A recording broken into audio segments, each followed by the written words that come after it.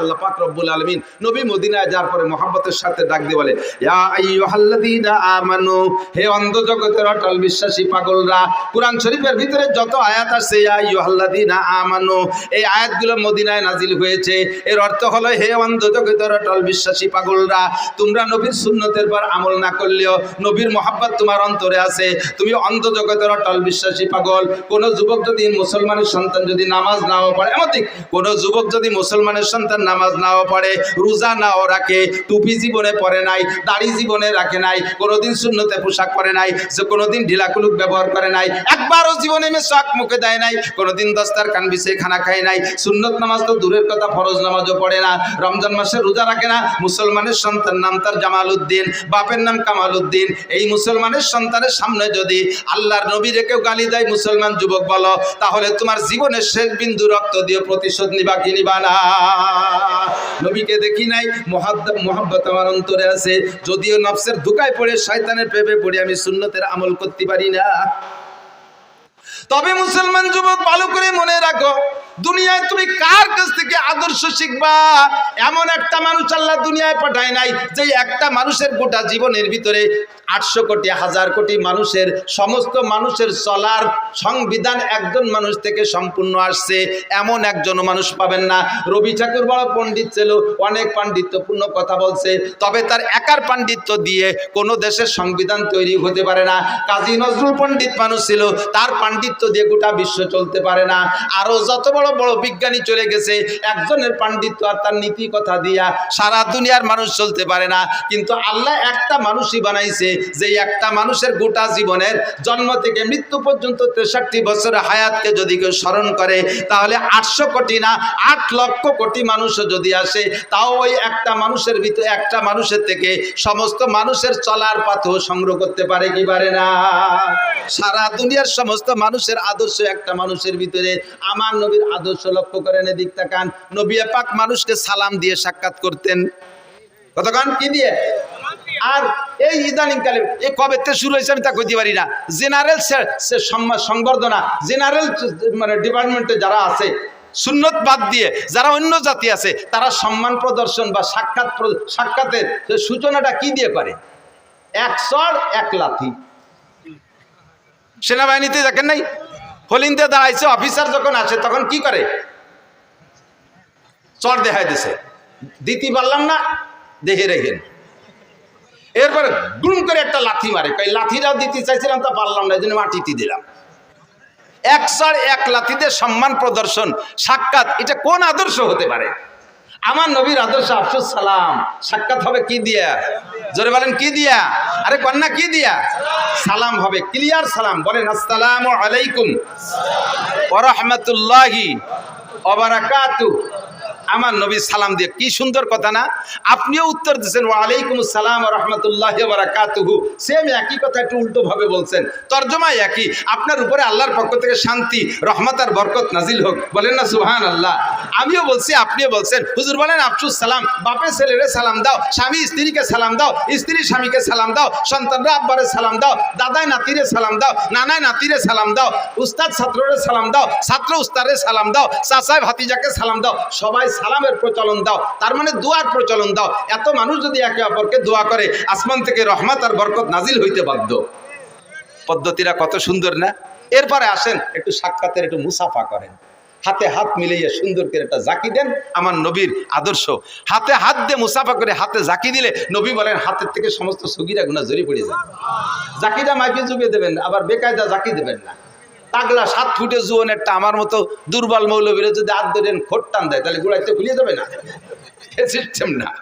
হালকা করে এমন জোরে দেবেন না যে হাতের আঙ্গুলগুলো কড়কড় করে ভেঙে যায়। সুন্দর করে ভদ্রতার সাথে। আবার অনেকে মুসাফা করে এরকম আঙ্গুলির মাথায় দিয়ে, এটা মুসাফা হয়নি। দুইজনের বৃদ্ধাঙ্গুলের গোড়া এক জায়গায় মিশে যাবে, এভাবে সুন্দর করে হালকা করে একটু মৃদু চাপও দেবেন, হালকা একটা জাকি দেবেন মোহাব্বতের সাথে। সবচেয়ে সুন্দর 2 হাত দিয়ে করা, আপনারও 2 হাত, তারও 2 হাত। আর করোনার পরে তো মুসাফা হয়ে গেছে বক্সিং, দেখছেন না?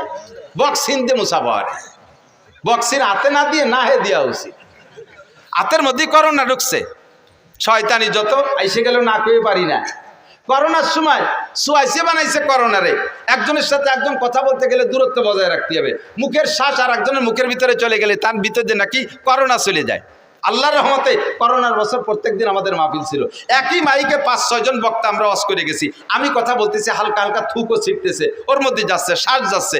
আমার পরে আর একজন আসতেছে, প্রায় 500 বক্তার সাথে করোনা সিজনে ওয়াজ করলাম, এর একজনের কি করোনা ছিল না? তো ওর মধ্যে তো আমার নাহের মধ্যে করোনা গেল না। এত করোনা আসে কোন জায়গাতে? সম্পূর্ণ মিথ্যে কথা। স্কুল কলেজ ইউনিভার্সিটি সব বন্ধ করে দিয়েছিল, কেজি কিন্ডারগার্টেন সব বন্ধ, আমাদের মাদ্রাসাগুলো খোলা ছিল। আর মাদ্রাসা খোলা থাকার কারণে কেজি স্কুল প্রাইমারি বন্ধ হওয়ার কারণে ওই সময় ওরা তো যাইতে পারতেছে না, পোলাপান ঠেলিয়ে সব মাদ্রাসায় দিছে। বাড়ি থাকে স্কুলে 5-6 ঘন্টা থাকে, মা বাপ কিছুক্ষণ বিরত থাকে, আর স্কুল বন্ধ, সব বাড়ি থেকে আটা আদাও চানাচুর খাবো, আব্বা আটা আদাও মামা খাবো, আম্মা আটা আদাও বড় মামা খাবো, এ নানা খাবো দাদা খাবো, এ খাতি খাতি মার আসল সব বাপের পকেট শেষ। দায় ঠিক করে দিয়ে আশেপাশে মাদ্রাসা খোলা আছে নাকি, এ তোর বাড়ি রেখে টিকতে পারতেছি না, দাইয়ে এসে মাদ্রাসায় দিয়েছে। মাদ্রাসা ওভারলোড হয়ে গেছে, মাদ্রাসার ঘরের জায়গা কম, ছাত্র বেশি, সুতি দেবো কোন জায়গায়, কিভাবে রাখবো?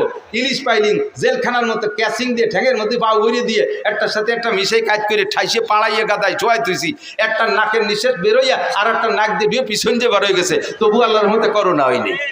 কতক্ষণ ঠিক না? বয়তে যারা ডবল মাছ ঠুসি পড়ছো তারাই করোনায় মরছো।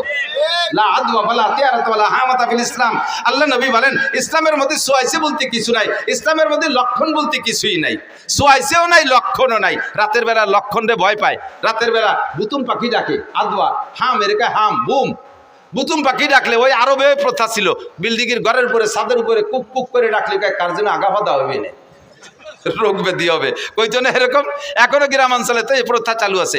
আদৌ বিশ্বাস করবেন না, সে ডাকতেছে রাতের বেলা, সে জিকির করে, কুকু করে জিকির করে, আর আপনি যদি কন যে ও রোগ ব্যাধি ডেকে আনতেছে, তো জিকির করবে কি?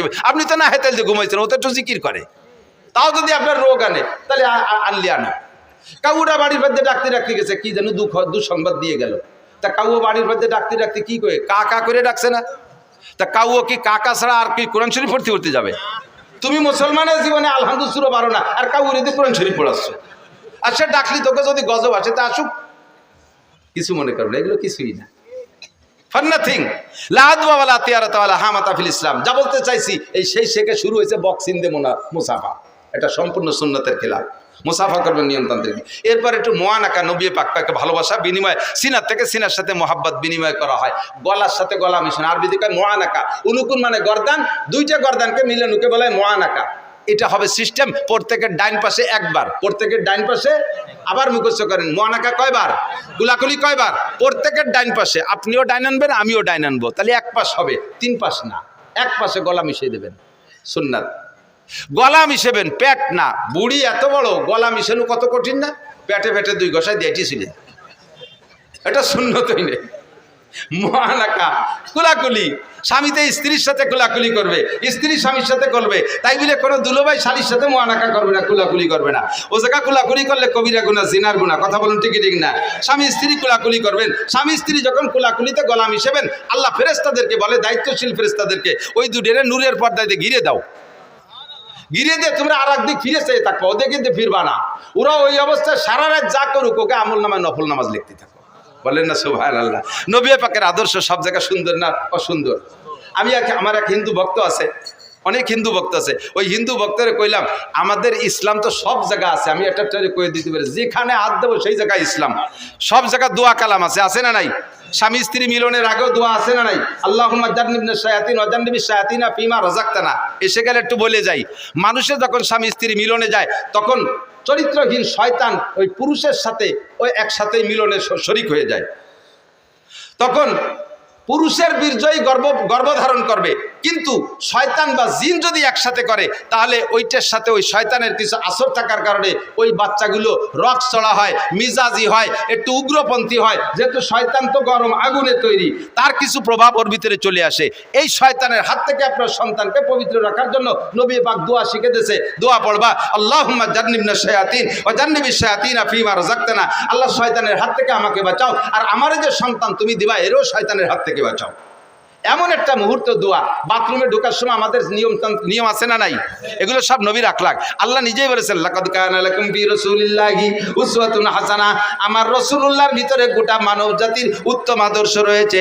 বাথরুমে যাওয়ার সময় নবীর আদর্শ, বাথরুমে বসার সময় নবীর আদর্শ, বাথরুম শেষ করার ভিতরে নবীর আদর্শ আছে না নাই? বাইরে থাকতে একটা দোয়া, বাম পায়ে দিয়ে বাথরুমে ঢোকা, এগুলো সব সুন্নাত। আমল করলে 100 করে শহীদের সওয়াব, বলেন না সুবহানাল্লাহ। বাথরুমের মধ্যে ঢুকে কিভাবে বসবেন? বাম পায়ের উপরে ভর দিয়ে বসবেন। বাথরুমের ভিতরে যেহেতু একা একা, ও জায়গা তার সাথে কেউ নেই, লুঙ্গিটারে খুলে উপরে কোনো জায়গা বাঁধানোর দরকার হলে বাঁধাই ধুয়ে একটা বিড়ি নিয়ে সুন্দর করে বসবেন। পায়খানার দুমো আর বিড়ির দুমো দিয়ে একসাথে গেলবেন। নবীর সুন্নত না এটা? আর এই সুন্নতের পর আমল করলে হলে আছে না নাই? পায়খানার মধ্যে একজন বিড়ির ভাষা কোন হুজুর নিয়ে তুইয়েছে? সর্বনের পিছাম স্ট্যান্ডে যত বাস স্ট্যান্ডে যত বাথরুম আছে, যে দেখুন তার ভিতরে কি পরিমাণ বিড়ির ভাষা। স্কুল কলেজের বাথরুমের ভিতরে পাবেন বিড়ির ভাষা। আল্লাহর রহমতে আমাকে মাদ্রাসার বাথরুমের ভিতরে ঢিলাকুলুক ছাড়া পাবেন না, ঠিক না? হাটাজারি মাদ্রাসা যখন প্রথম তৈরি হয়েছে, আপনাদের মাদ্রাসার মতো ছোট, হাটাজারি মাদ্রাসা প্রথম হয়েছে। তা হাটাজারি মাদ্রাসা একটা ঘর, আর বাথরুম অতটা ভালো না। সে সময় ড্রেন কাইটা বাঁশ দিয়ে বাথরুম বানাইছে, পাহাড়ি সন্ধে বেড়া। এ তো আমরাও সেদিনকে এই তারাইল ফিকর মাদ্রাসায় পড়ছি, নাড়াই দিয়ে বেড়া দিতাম। বর্ষাকাল আসলি এই নাড়া উইতি খেয়ে ফেলাই দিত। এক পায়খানায় বসলে 3 পায়খানার মধ্যে আর কেউ বসার কায়দা ছিল না, একটা দিয়ে 3-4টে দেওয়া যাইত। দেখুন ওই বাথরুমের সংখ্যা কম, ছাত্র হয়ে গেছে বেশি। হাটাজারি মাদ্রাসা, হাটাজারি মাদ্রাসার ছাত্ররা ফজরের সময় যখন বেশি ভিড় হয়ে যায়, একসাথে চাপ পড়ে, তখন বাথরুম জায়গা না পাই আশেপাশে জমিতে যে বসে পড়ে। পাশের এক জমি লাল করে ফেলাইছে রাগিয়ে, সার লাগবে না বুনে দিছে। কৃষক ওই জমিওয়ালা চাষ দিতে আইছে, গরু নিয়ে হাল্লা করে জুড়ি, ওর মধ্যে নামতে পাও দিয়ে জায়গা পাচ্ছে না। এখন আইসা হুজুরির কাছে গরু ওই জায়গায় দাঁড় করে তুই হুজুরে বলতে, হুজুর আইসে দেন আমার জমি কানে একটু শশী দিয়ে যান। কিভাবে নামবো? হুজুর যেতে সত্যি বেকায়দা। হুজুর বললেন যে তো ঘটনা কি, তো তুমি আমাকে পর খেপছো কেন? সব আপনার হুজুররা পায়খানা করছে। হুজুর কয় পায়খানার গায়ে কি হুজুর লেখা আছে? এদেশের গ্রামের মানুষও তো আঁকতে পারে, তোমার সাথে জ্ঞানদাম থাকলে তারা আছে তোমার জমি নষ্ট হচ্ছে। তুমি আমার তালবি আলিমকে দোষ দাও, না হুজুর তালবি আলিমরাই পায়খানা করছে। আলামত হলো প্রত্যেক পায়খানার সামনে 3-3টে কুলুক। পাবলিকে ও কাম করে না, এই কুলুক দিয়ে বুঝছি না, পায় ঢিলা দেখে বুঝছি না হুজুররা পায়খানা করছে। হুজুর কয় আলহামদুলিল্লাহ। উনি কয় এটা হুজুররা পায়খানা করছে, 3 দিন কুলুক দেখে চিনছি। হুজুর শুনে খুশি দিকে আলহামদুলিল্লাহ। আমার বই ভরে পায়খানা করলে আপনি খুশি হলেন? বাজারে পাগল, তোর পায়খানা সব আমি সাফ করে দেবো, লাস্টে জমি আমি চষে দেবো। আমি যে উদ্দেশ্যে মাদ্রাসা করছি সেই উদ্দেশ্যের একটা বাস্তবায়ন ওখানে হয়েছে। নবীর সুন্নতের পাবন্দি করে। আমার তালবি আলিমকে ঢিলাকুলুকের প্রশিক্ষণ দিছি, তারা যে ঢিলাকুলুক করে, আলেম তালবি আলিম তো ওরকমই হতে হবে, তার পায়খানায় দুকে দিঘা বোঝা যায় যে এটা হুজুরির পায়খানা। হুজুর তো এইরকমই হতে হবে, মাদ্রাসা পড়লে এরকমই পড়তে হবে, যারা দেখলে বোঝা যায়, পায়খানা দেখলে বোঝা যায় যে হুজুরির পায়খানা। তা আমার তালবি আলিমদের পায়খানা দিকে যখন বুঝে ফেলাইছিস এটা হুজুরির পায়খানা ঢিলা আছে, এটা আমার শকরের বিষয়। আমি যে উদ্দেশ্যে মাদ্রাসা করছি সেটা আমার পূর্ণ হয়ে গেছে, এজন্যই শকর আদায় করি আলহামদুলিল্লাহ। তোর পায়খানা সব আমি সাফ করে দেবো, আমি চষে দেবো, চিনতে পারিস না। ভদ্রলোক কয় হুজুর আমার বইও চষা লাগবে না, আমার এই বইরও দরকার নাই, ও জমি আপনারে দান করে দিলাম মাদ্রাসায়। আল্লাহু আকবার। বুজুরগানে দিনের প্রত্যেক কথার ভিতরে আল্লাহ তাআলা বরকত রেখেছে, কথা বলেন ঠিক না? লাকাদ কানা লাকুম ফি রাসূলিল্লাহি উসওয়াতুন হাসানাহ। বাথরুমের ভিতরে যাইয়া বিড়ি খাবেন না, কুত্তয়ও গিন্না রে। মানুষে দাঁড়ায় দাঁড়ায় পেশাব করে আর বিড়ি খায়, পায়খানায় বসে বিড়ি খায়। বিড়ি খায়, খায় কি খায় না? কুত্তয় আল্লাহরে কয় যে আল্লাহ তুমি যে বলো মানুষ বলে আশরাফুল মখলুকাত, আমরা কুত্তরা বড় নিকৃষ্ট। আমার বংশ, কুত্তর বংশের ভিতরে একটা কুত্তরে তুমি দেখাতে পারবা যে খাতি বসে আগে আর আঁকতি বসে খায়?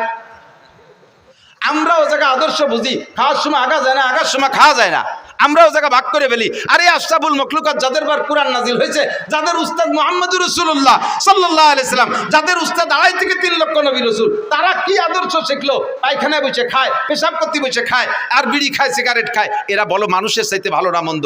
আল্লাহ কয় তারা মানুষের চাইতে, মানে কুত্তর চাইতে মানুষগুলো খারাপ।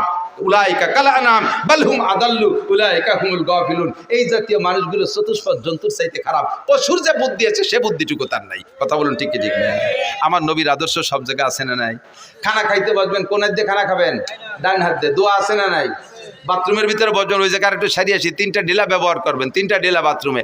প্রথম ডিলাটা পুরুষরা সামনে থেকে পিছনের দিক, দ্বিতীয়টা পিছন থেকে সামনে দিক, তৃতীয়টা সামনে থেকে পিছনের দিক। নারীরা 12 মাস কাল, পুরুষরা গরমকালে এই নিয়ম, শীতকালে তার উল্টো নিয়ম। শীতকালে শরীর একটু তো ক্লোজ হয়ে আসে, এই জন্য শীতকালে প্রথম ডিলাটা পিছন থেকে সামনের দিক, দ্বিতীয়টা সামনে থেকে পিছনের দিক। আর নারীরা 12 মাস কাল, প্রথমটা সামনে থেকে পিছনের দিক, দ্বিতীয়টা পিছন থেকে সামনে, তৃতীয়টা সামনে থেকে পিছনে। নবী সব জায়গায় আদর্শ শিখিয়ে দিয়েছে। ইহুদিরা আব্দুল্লাহ ইবনে সালাম রাদিয়াল্লাহু তাআলা যখন মুসলমান হয়েছে, আরে এদিকে আসেন, আব্দুল্লাহ ইবনে সালাম রাদিয়াল্লাহু তাআলা যখন মুসলমান হয়েছে, উনি ইহুদিদের বড় আলেম ছিল। তো ইহুদির উনার বক্তবৃন্দ যারা ছিল, তারা আব্দুল্লাহ ইবনে সালামকে বলতেছে, আব্দুল্লাহ তোমারে সুহি খাতি ভূতি কিলে, আমাকে পিসাব ছিলে, তোমারে জন্মের হাদিয়া তোফা কত কিছু দিছি, আজকে তুমি মুহাম্মাদের ভক্ত হয়ে গেলে, খয়রাইতে নবীর, ভিক্ষুক নবীর ভক্ত হয়ে গেলে, তোমার নবী কত বড়, আর এই ছোট নবীর মুরিদ হয়ে গেলে। আব্দুল্লাহ ইবনে সালাম কয়, আমার নবী, এই নবী মুহাম্মদ নবীতে ছোট, তার আলামত কি? কয় যে কি শিয়ে বলে বিশ্ব নবী বলি, এত বড় নবী, এত বড় নবী, এত বড়, সে মানুষ সেই ডিলা কুলুক শিয়ে বগল সাফ করতে হবে, নখ কাটতে হবে, নাহের লোমটাই নিয়ে উঠতে হবে, এটা বড় মানুষের কথা, এটা ভোলাভানের কথা। আব্দুল্লাহ ইবনে সালাম বলেন, আমার নবী বড় নবী, আমার নবী বড় নবী, সব দিক দিয়ে বড়। আল্লাহর আরশ বড়, মুসা নবী বলছে, তোরা শুনছিস, দেখে নাই, আল্লাহর আরশ বড়, আমার নবী সচক্ষে দেখে আসছে। কথা বলেন ঠিক ঠিক না? জান্নাত বড়, মুসা নবী শুনিয়ে বলছে, দেখে বলে নাই, আমার নবী জান্নাত বড়, দেখে আসছে। জাহান্নাম বড়, মুসা নবী শুনিয়ে বলছে, তাই তোরা জানিস, আমার নবী জাহান্নাম দেখে আসছে। 7টা আসমান অনেক বড়, মুসা নবী জিবরাইলের কাছ থেকে শুনে বলছে, তাই তোরা বলিস, আমার নবী 7টা আসমান একে একে দেখে আসছে। সিদরাতুল মুনতাহা অনেক বড়, মুসা নবী জিবরাইলের কাছ থেকে শুনে বলছে, তাই তোরা বলিস, আমার নবী সিদরাতুল মুনতাহা দেখে আসছে। যত বড় তাও আমার নবী বলে, যত ছোট তাও বলে। আর নবী মুসলিল ওয়ালিদিহি ওয়ালাদিহি, নবী হলেন সন্তানের জন্য আব্বার মতো। ইউআল্লিমুনা কুল্লা শাই, আব্বা যেমন সন্তানকে সবকিছু শিখায়, আমাদের নবীও সবকিছু শিখায়। হাত্তাল খেরা, এমনকি আমাদের পায়খানা বসতে হবে কিভাবে তাও শিখায়, ডিলা কুলুক ধরতে হবে তাও কিভাবে তাও শিখায়। কথা বলুন ঠিক ঠিক না?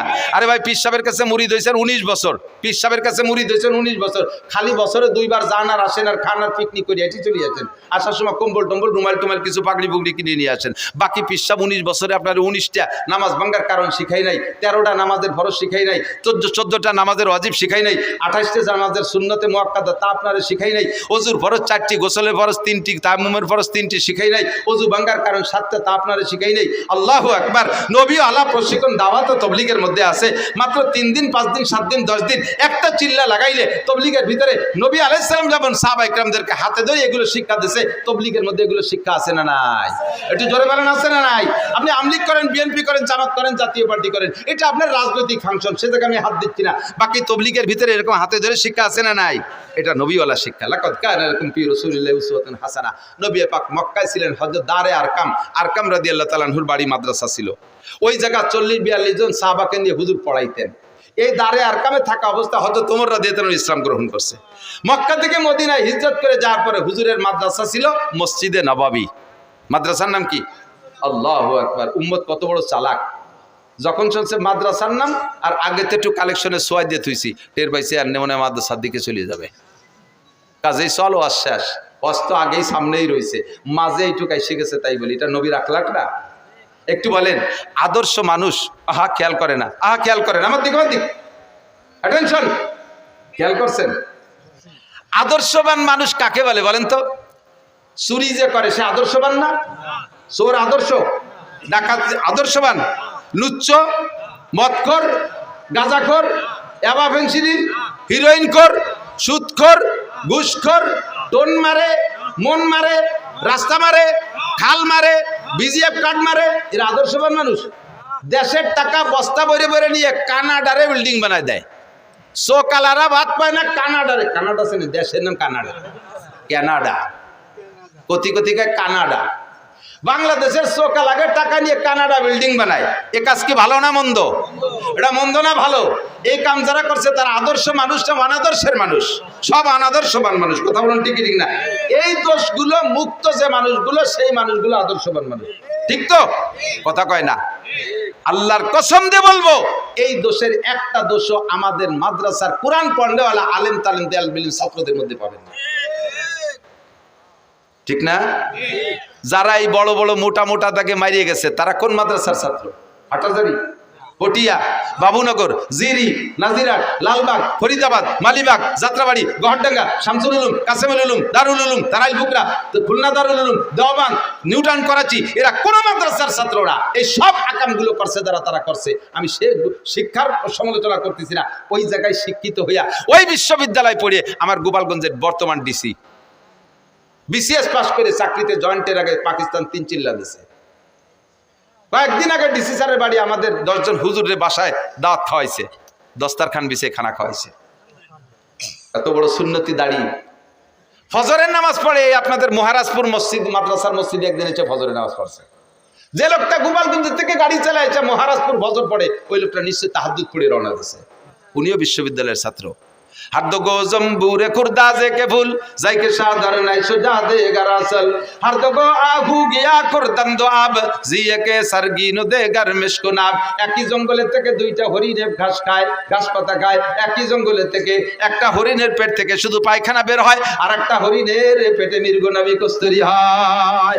একই বিশ্ববিদ্যালয় থেকে এই ডিসি সাহেব, আর এক বিশ্ববিদ্যালয় থেকে আরেকজন ঘুষখোর ডিসি সাহেব, একই বিশ্ববিদ্যালয় থেকে পয়লা BCS cadre DIG Rafiqul Islam শিমুল, তার ঘরের ভিতরে ডাইনিং টেবিল নাই, দস্তারখান বিছে খানা খায়। বাংলাদেশের একজন ঊর্ধ্বতন একজন পুলিশ অফিসার, সুন্নতি দাড়ি তার মুখে, তাহাজ্জুদের নামাজ পড়ে, হক্কানি কামেল পীরের কাছে বায়াত, সেও কিন্তু বিসিএস ক্যাডার কলেজ বিশ্ববিদ্যালয়ের ছাত্র।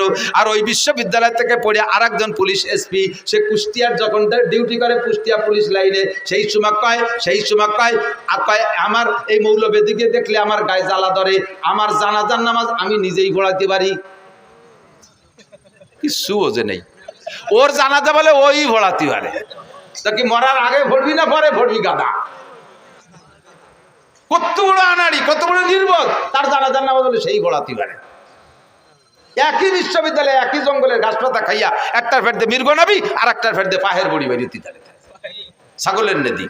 কতক্ষণ ঠিক না? সাবধান। তবে আল্লাহর রহমতে আমাদের এখান থেকে যারা মানুষ হচ্ছে, একটা মানুষ আপনাদের গালি দেয় না, একটা আলেম আপনাদের গালি দেয় না, অকথ্য ভাষায় শক্ত কথা বলে না, আপনাদেরকে দেখলে সালাম দেয়, আপনাদেরকে শ্রদ্ধা করে কি করে না? করে না বিয়াদবি করে? উলামায়ে কিরাম বিয়াদবি করে না। খেপালি পাড়া শেষ সময় তো দায় ঠাইয়া একজনের কয় সন্ন্যাসী, সন্ন্যাসীকে রাগ নাই, পিছন দিয়ে যাই কুঞ্চি দিয়ে এরকম সন্ন্যাসীর লুঙ্গিটা উজলই ফেলতেছে। একবার উজলাইছে, রাগ সন্ন্যাসী রাগ অতি নিষেধ, এই জন্য রাগ হইনি। 2 বার উজলই ফেলাইছে, 3 নম্বর বার আবার উজলইছে। কারণ এইভাবে যদি পিছন দিয়ে লুকুঞ্চি দিয়ে বাদাইও খালি ভাষা উজলতি তাহলে তাই এই সন্ন্যাসী কতক্ষণ সন্ন্যাসী থাকতে পারে? জীবন ভরে আমাকে রাজাকার, মৌলবাদ, তালেবান, জঙ্গি মঙ্গি কইয়া পিছনের কাপড় উজলতি থাকবেন, একবার কি একটা ছাটি দিতে পারি যে?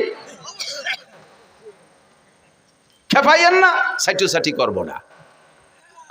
আদর্শের কারখানা মাদ্রাসা, মহিলা মাদ্রাসায় আজ থেকে মহিলা মাদ্রাসা শুরু হয়েছে বাংলাদেশে বেশি দিন আগে না। মহিলা মাদ্রাসা শুরু হওয়ার আগে 100% মেয়েদের কোরআন শরীফ পড়া অশুদ্ধ ছিল। এখন মহিলা মাদ্রাসার মাধ্যম দিয়ে হাজার হাজার মেয়েরা মুহাদ্দিস অভিহিকওয়ালা হাদ্দাসানা পড়াইতে শিখে গেছে। মহিলাদের কোরআন শরীফ শুনলে আপনি আশ্চর্য হবেন, ওদের ব্রেন ভালো, মাত্র 1-1.5 বছরের মধ্যে হাফেজ হয়ে যাচ্ছে। আল্লাহু আকবার। আগে বোরকা পরতো, সে আগে একেবারে আগের মা বোনরা তো একটু ব্যতিক্রম ছিল, তারা তো খাস পর্দা করতো। মাঝে একটা টাইম এসে গেছিল বোরকার নামে ফ্যাশন, মশারি দিয়ে বোরকা বানায়। মশারির মধ্যে দাঁড়ালি পারা সবটা দেওয়া যায় না, তো মশারিতে বোরকা বানালি কি পর্দা হয়? হয়তো তোরে বাগাইনি মশারিতে মশাই কামড়াবে না, মশারিটা নাইছে গায়ে, দো পাইয়ে গাঁজা খা, মশার কামড়িতে বাঁচতে পারবি না। এই অনাদর্শ কুআদর্শ এগুলো বিলুপ্ত হয়েছে আল্লাহর রহমতে মহিলা কওমি মাদ্রাসার ওসিলায়। ঠিক কি ঠিক না? মহিলা মাদ্রাসার ওসিলায় আদর্শ শরীয়ত সম্মত পর্দার বোরকা মা বোনরা শিখে গেছে, মহিলারা কোরআন শরীফ পড়া শিখছে। আল্লাহু আকবার। ও দোস্ত, আগে এত মাদ্রাসা ছিল না, আল্লাহর রহমতে মাদ্রাসা বাড়ছে, আলেম ওলামা বাড়ছে। নবী পাক মসজিদে নববীতে মাদ্রাসা বানাইছে, ছাত্র ছিল 460 জন। আরে বলেন এদিক তাকান, নবী পাকের মাদ্রাসার ছাত্র কয়জন? 460 জন। ছাত্র কিরা জানেন?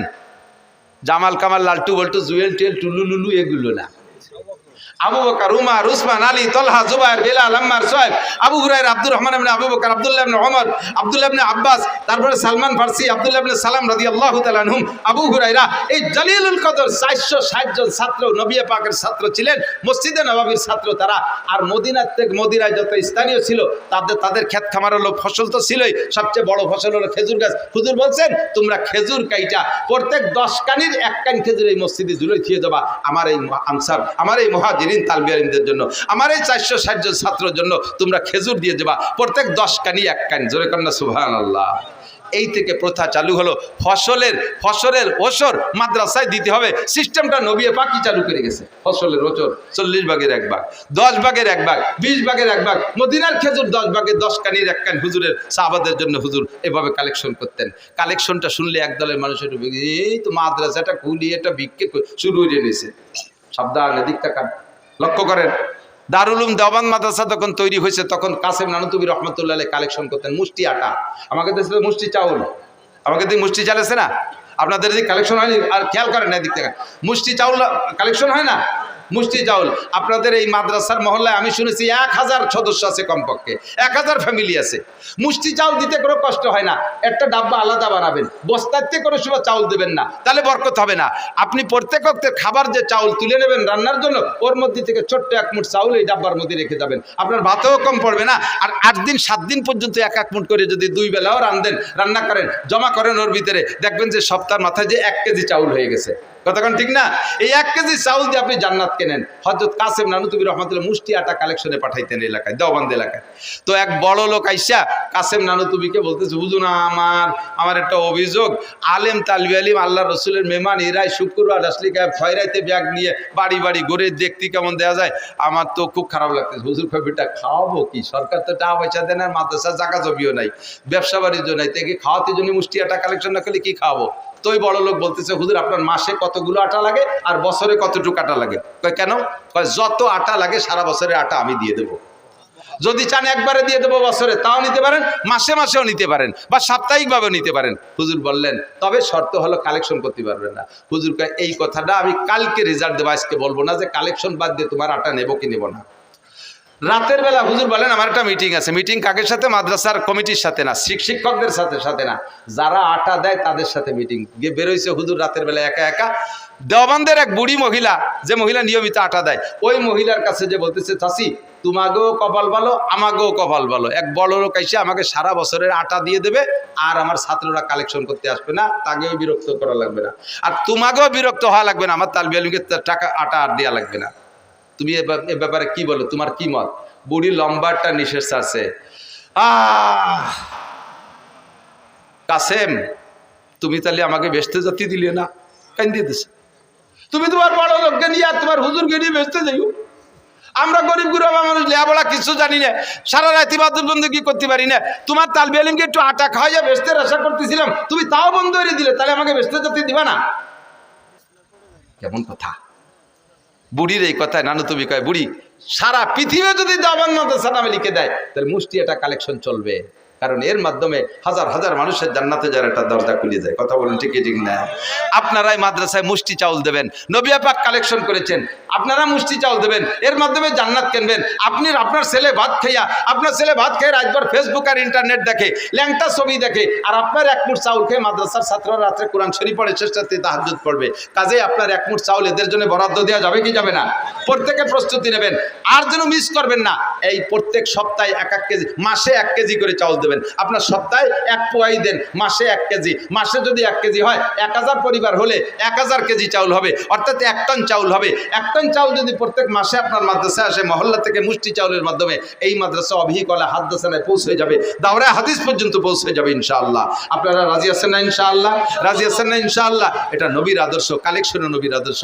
রাতভর বলছি না, এ তো মাত্র শুরু করছি পেশা পায়খানার থেকে, আরো সামনে তো হাজার হাজার রয়ে গেছে, হাজার হাজার লক্ষ লক্ষ রয়ে গেছে। হুজুর বলে, আল্লাহ পাক বলেন, লাকাদ কানা লাকুম ফি রাসূলিল্লাহি উসওয়াতুন হাসানাহ, তোমাদের জন্য যেদিকে তাকাইবা সেদিকে মুহাম্মদুর রাসূলুল্লাহর উসওয়া আদর্শ তোমাদের জন্য রয়ে গেছে। কথা বলুন ঠিক কি ঠিক না? আল্লাহ তাআলা আমাদেরকে কবুল করেন, নবীর আদর্শ অনুযায়ী চলার তৌফিক দান করেন। সবাই বলেন আমিন। আজকে ছোট্ট করে একটু মিলাদ পড়ছি, টের পাইছেন?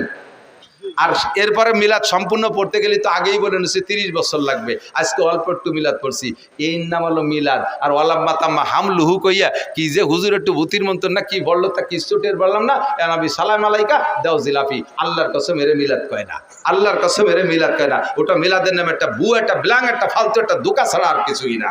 নবী পাকের সাথে দুরুদ পড়বো, কথা বলেন কি পড়বো? দুরুদ শরীফ পড়বো। হাদিসের ভিতরে অনেক দুরুদ আছে, তার মধ্যে শ্রেষ্ঠ দুরুদ দুরুদ ইব্রাহিমী, এইটা পড়লে নেকি পাওয়া যায় সবচাইতে বেশি। আল্লাহ তাআলা আমাদের তৌফিক দান করে, সবাই বলেন আমিন। তা আমি কালেকশন পারিও না, আরে কপাল, এ মাল কইতে সংগ্রহ করে ফেলেছে আমার অত্যন্ত মহব্বতের আশরাফি সাহেব সেই সিলেট থেকে চলে আসছে, বলেন আলহামদুলিল্লাহ। গজল হবে, কেরাত হবে, আজান হবে, আজান হবে। এ সময় যদিও কোনো উক্ত না, তবু আজান হবে ইনশাআল্লাহ। ফজরের আজান এখন দিয়ে তবে কেরাত হবে, অত্যন্ত সুললিতে কণ্ঠ। আমি কত ভালোবাসি, সাক্ষাৎ পাই না। আর ওনাকে দাম বাড়িয়ে গেছেন, আমরা গরিব মাদ্রাসা নীতিও বাড়িয়ে কি আর আপনারা যদি দাম না দেন সামনে বার পাবেন না, দাম দিয়েন সবাই রে। তো আলহামদুলিল্লাহ, আছেন তো সবাই ইনশাআল্লাহ। এই উপস্থিতিতে মুক্তা